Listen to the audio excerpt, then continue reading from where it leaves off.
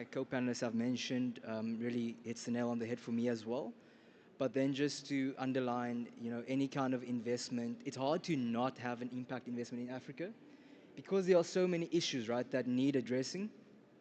So anything that really, in my view, that contributes to job creation, access to better education, access to clean drinking water, better healthcare, all of these things plus many more. For me, this is impact investing. Thanks for that, Russell.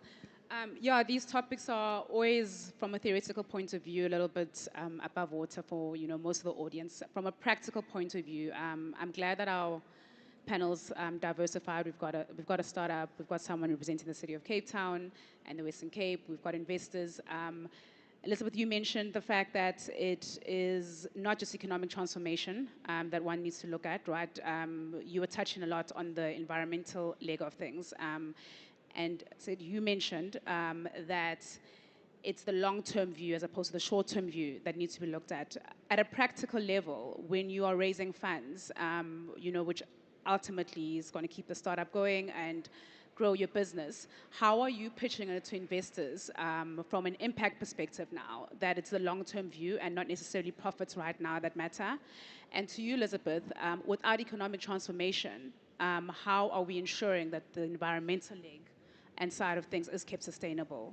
How do you look at the two in balance?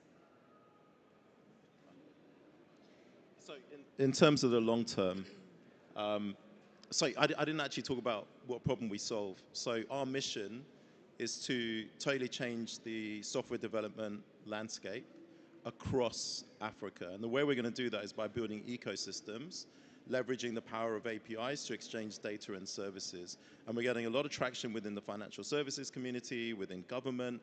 We were talking to a government agency in one country who have 1,500 sets of data and services which they feel, if they're made available into the market, can change people's lives, can change the lives of people.